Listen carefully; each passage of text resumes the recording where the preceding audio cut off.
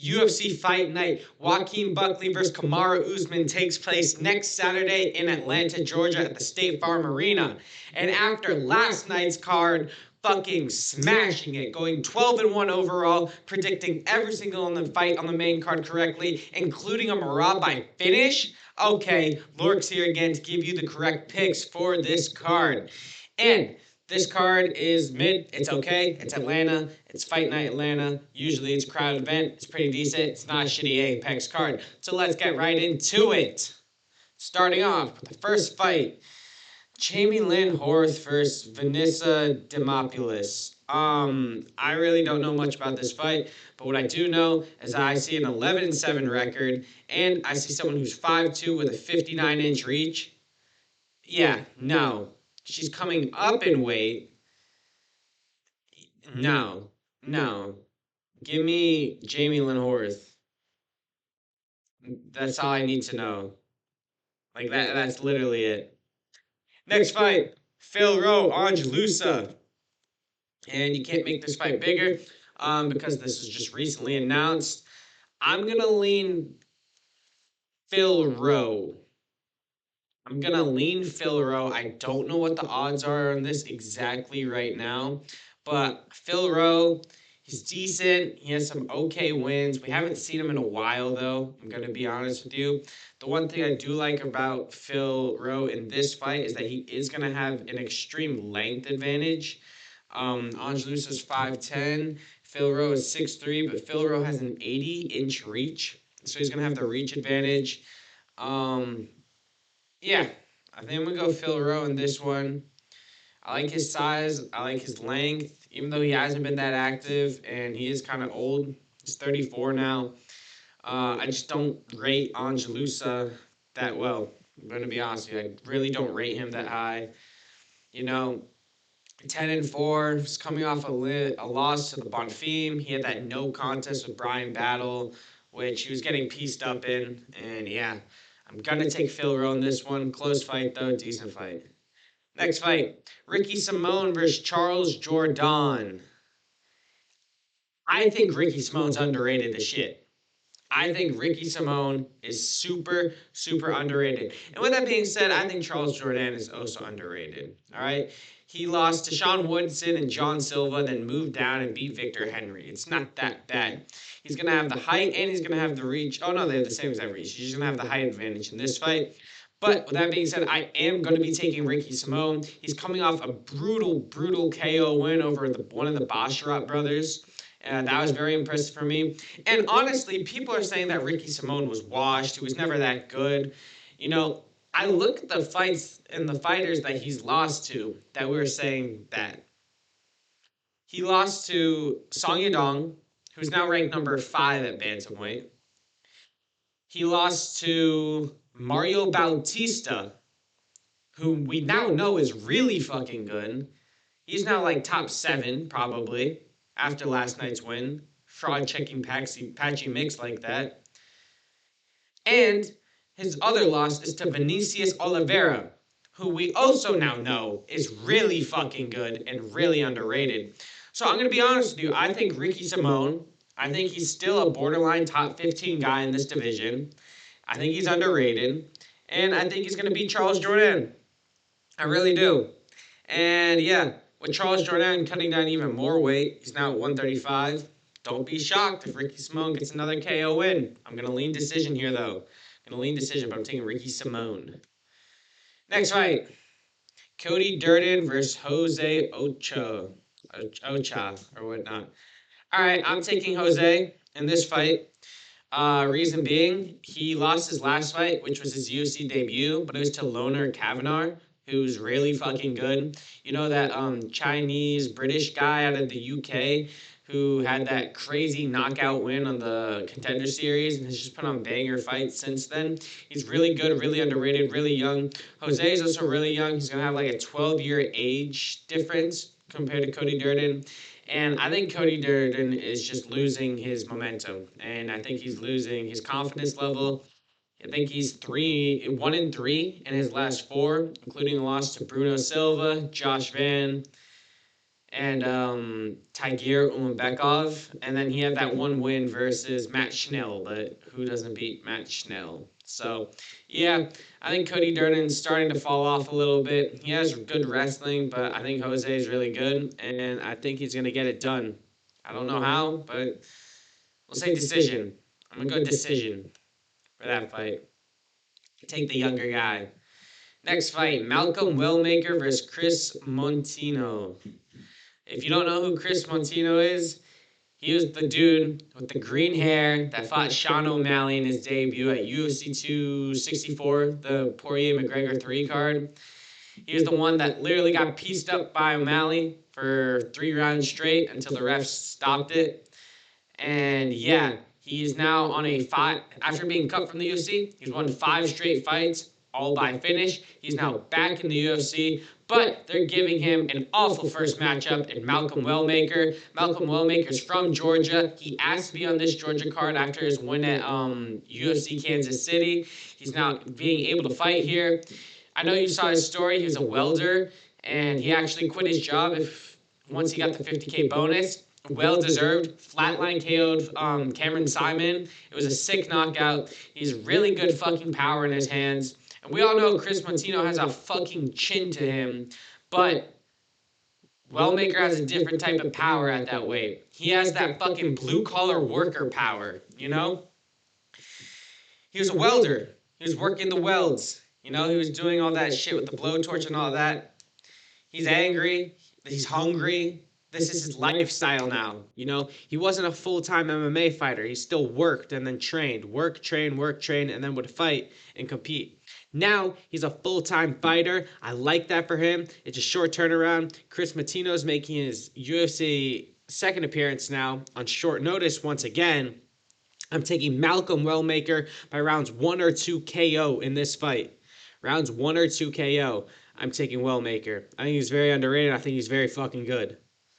So that's what I'm going to take for that. Next fight, Michael Chiesa, Court McGee.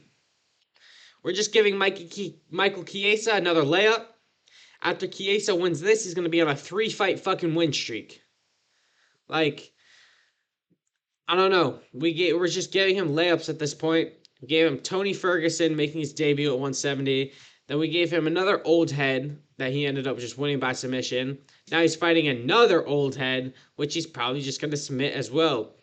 So, yeah, Chiesa, even though has no threat on the feet whatsoever, he was used to be ranked, used to be one of the top guys at welterweight, is unranked now, and they're just giving him layup after layup. And after he wins this one, he's probably going to be in talks for either a top 15 opponent, which the UFC will probably give it to him because he works for them. But yeah, Court McGee is like 40.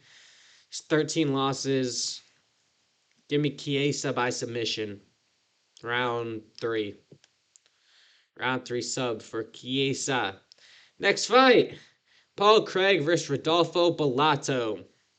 This fight was supposed to happen, I think, May 17th, the Gilbert Burns Michael Morales card. And it ended up getting canceled the day of because Rodolfo Bellato had herpes. He had herpes, and he had to pull out of the fight. Which is, yeah. You've never seen anything like that before, but yeah, that's what fucking happened. This dude right here had herpes, had to pull out of the fight, and now they're rebooking it 4 weeks later. So yeah. I mean, Paul Craig, we all know Paul Craig, like, he's not that good at all. He has really weird wins versus Jamal Hill, versus Magomed Ankalaev. He has them beat late submissions, or just a random submission out of nowhere. No one likes to go to the ground with Paul Craig.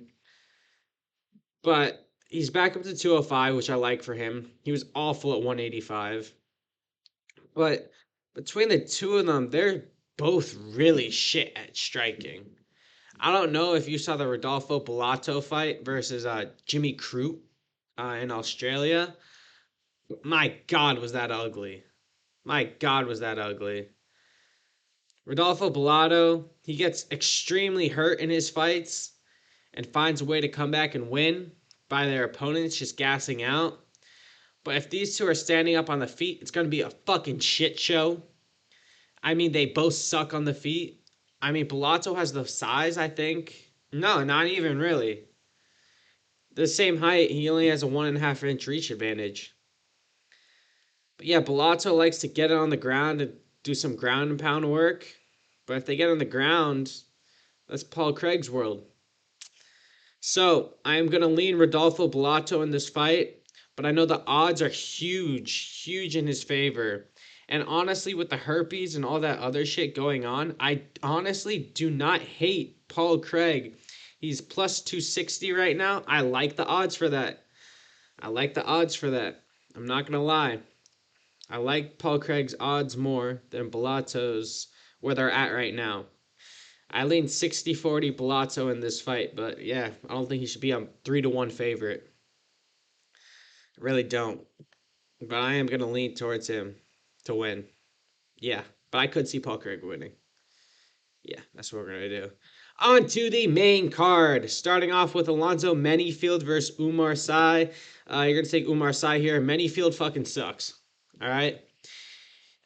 I don't think Menifield's good. He just has power and will catch his opponents occasionally.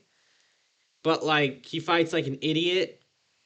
He almost lost his last fight to Julius Walker, who was making his debut on like 2 weeks' notice. Who, I don't know. And Menifield's chinny. Like, you saw his fight versus Olberg. He just ran in there swinging, got caught, knocked out in 12 seconds. You see his fight versus Mirzikhanov. He has nothing going for him. He has the clear size and physical advantage. Mirzikhanov chins him. And Umar Sy's undefeated. He's going to have some hype. He has a clear height and reach advantage here. Not even fucking comparable. And Menifield in his last fight looked fat too. He didn't look shredded. He didn't. He looked out of shape. He didn't look good. He gassed out. Same with the other dude. But yeah, they just ended up putting on like a barn burner of a fight, which wasn't that. I mean, it's somewhat entertaining to watch because they both got stumbled and hurt. But, like, yeah, you're going to take Umar Sy here. I'm going to go by finish. I'm going to go by KO because I think Menifield's super chinny. I think he's going to KO him and get ranked now. He's 11-0. Prospect out of France. He's going to get it done. Next fight. Mansour Abdul-Malik versus Cody Brundage.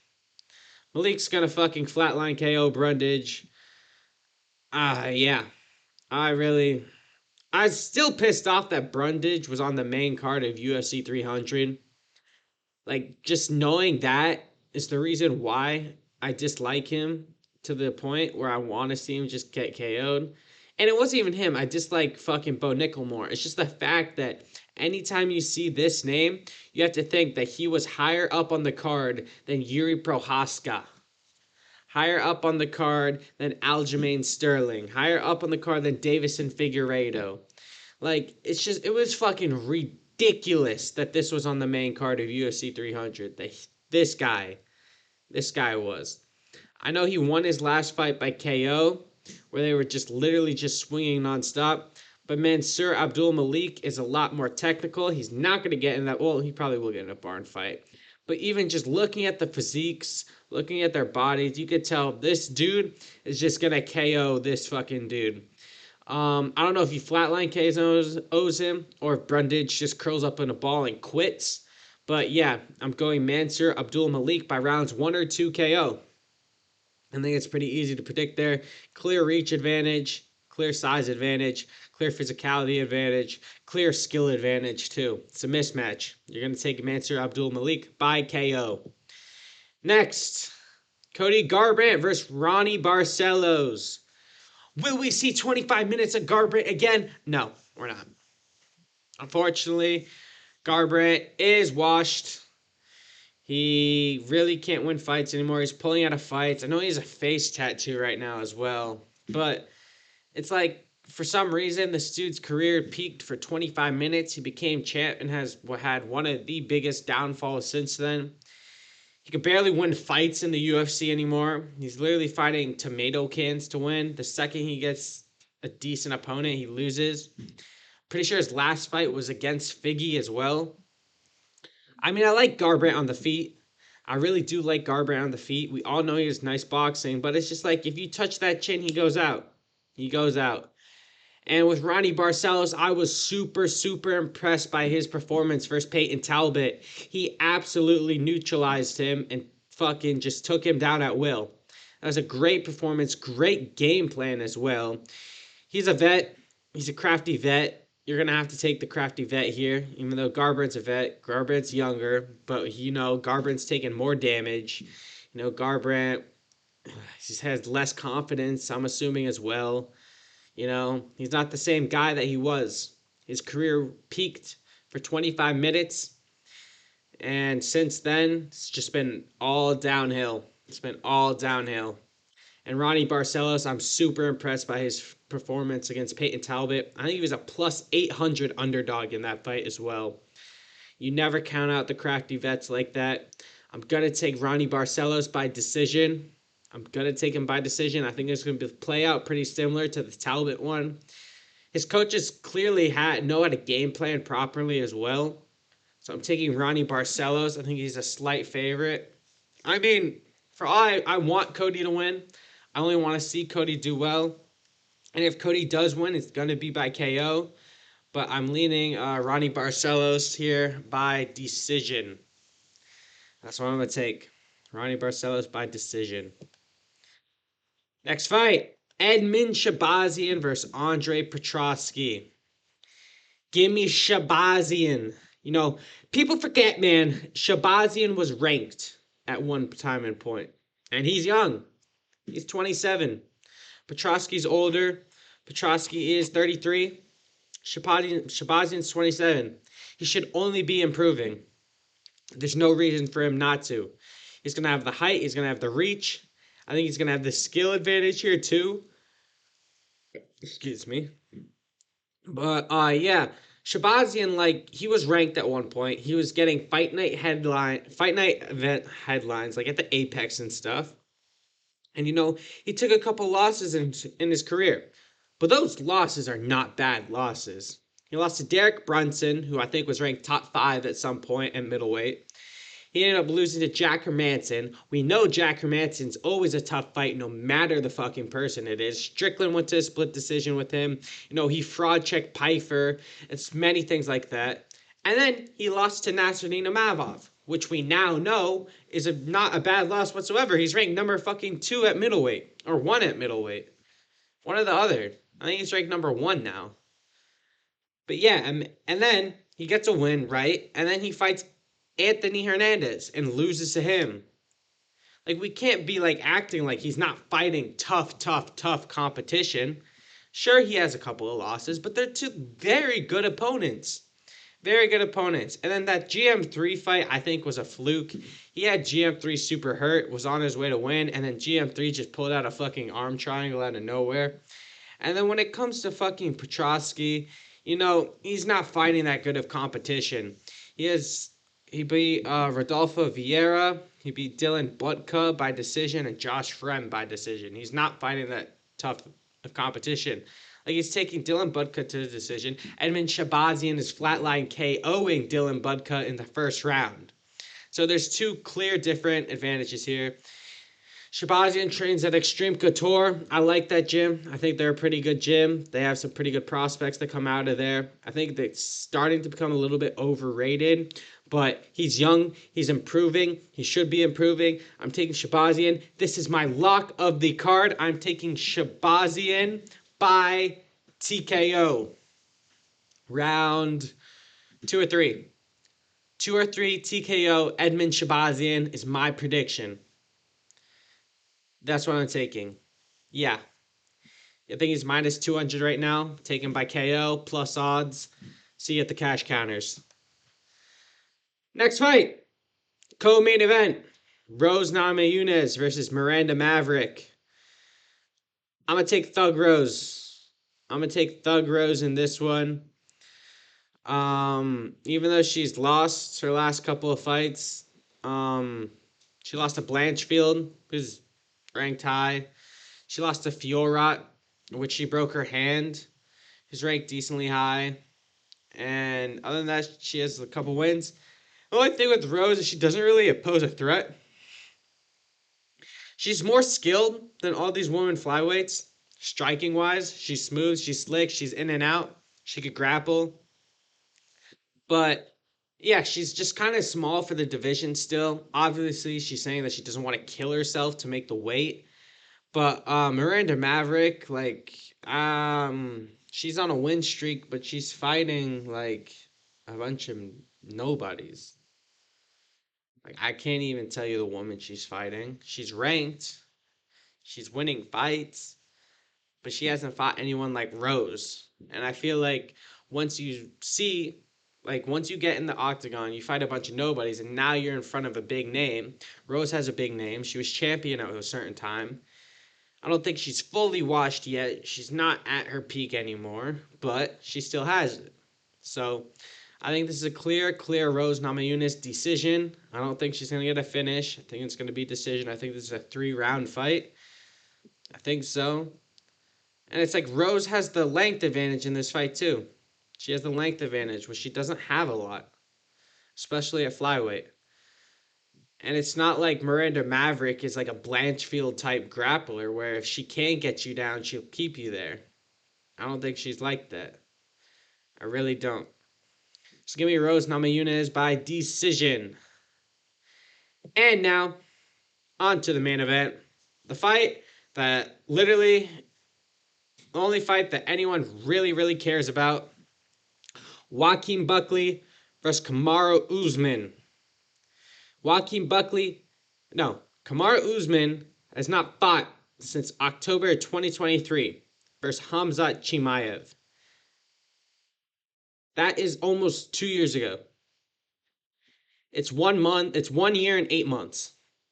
Is how long of a layoff Kamaru Usman is taking. He's just getting older. We're finding out now that Leon Edwards isn't that good. Give me Joaquin Buckley round 3 KO. Joaquin Buckley round 3 KO. I said, give me Joaquin Buckley round 3 KO. Let me tell you why.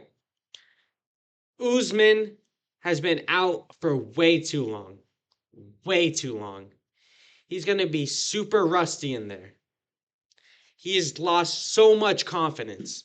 People forget Usman in his prime was the most confident fighter in the world. Talking his talk, walking his walk, doing whatever he wanted to his opponents. Now, he's 38. Those knees ain't healing.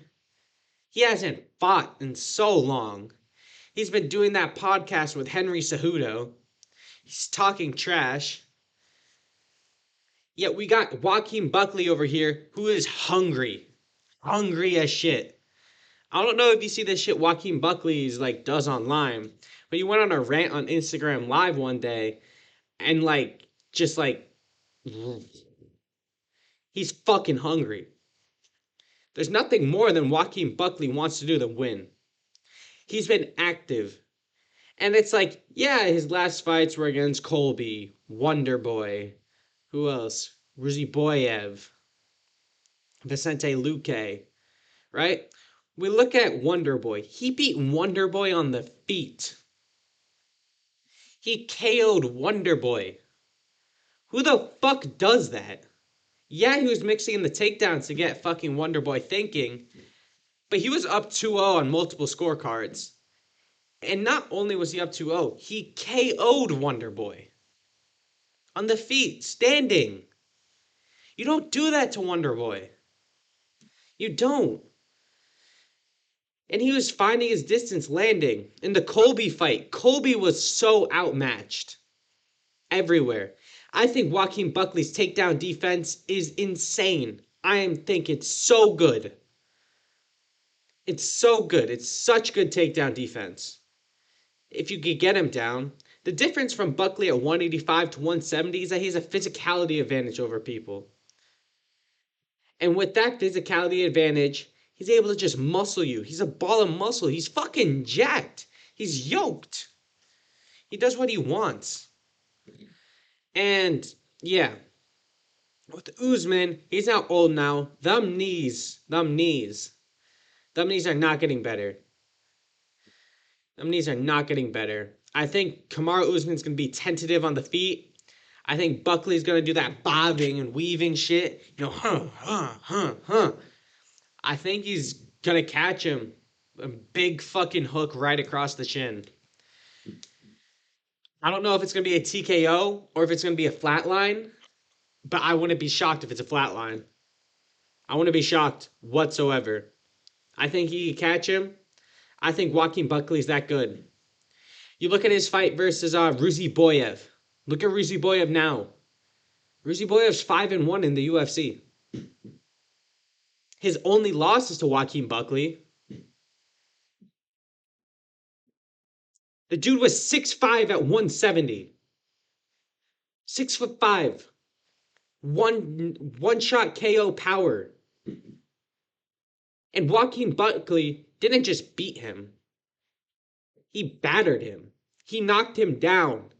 He had him hurt. He ragdolled him. What's his name? Bruno Ferreira. Everyone's saying, oh, definition of underrated at 185. You know, the guy who submitted, who's the dude that got double spinning back fist? Petrosian. He submits Petrosian. He KO'd RoboCop. That guy, Ruziboyev knocked him out in the first round. Like, Ruziboyev has gone on before and after that Joaquin Buckley loss to just win fights by KO or just clear domination. You know? Like, Ruziboyev's a really fucking underrated win on his resume, and I think that's going to be great for him because I think Ruziboyev will eventually become ranked.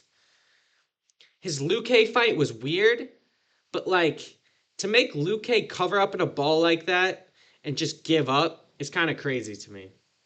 And with that being said, Usman's going to have a slight height advantage. He doesn't even have the reach advantage in this fight.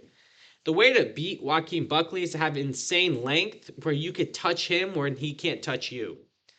Someone like a Carlos Prates, like Kevin Holland beat him. I think Buckley could beat Holland in a rematch, but you know, Holland's been winning fights now at 170. But Joaquin Buckley, he's explosive, he's powerful, and he's fucking hungry. And I think Usman's old, I think his knees are giving up, and I think his love for the game isn't there anymore. I think we're going to see Joaquin Buckley KO Kamaru Usman into retirement. I think this is Kamaru Usman's last fight. I think this is his last chance. And I think he's going to get knocked out and retire right after the fight. I hope the UFC gives him his flowers because he was a great champion and all the things like that. I hope they do a W promo for him. I hope he gets his moment. But this is Joaquin Buckley's moment. It's his time. I think Joaquin Buckley wins, and then I think he's going to be in a title elimination shot for the next title shot. Because, honestly, I don't know what's going on at 170 now. Obviously, you're going to do JDM Islam, and then I guess you're going to have to do... I mean, if Buckley wins, do Buckley Brady, maybe. Buckley Shavkat. Oh, no, you should do Brady Shavkat. Buckley Gary. And out of those fights, whoever is the most impressive gets a title shot next. I think you have to do that. But after Joaquin Buckley beats Kamaru Usman, he should be top 3 in the rankings. I think he's going to make a statement next Saturday.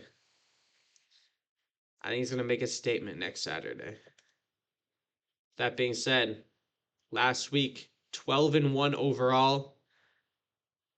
Only fight I got wrong was the Gustafsson Chaos Williams fight. I didn't expect that. But you could just see the hunger in Buckley's eyes here. Compared to Kamaru Usman's, I think he's ready to retire.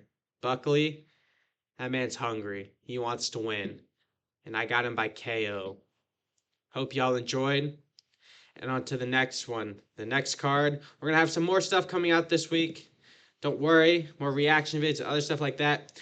But for this breakdown, give me Joaquin Buckley.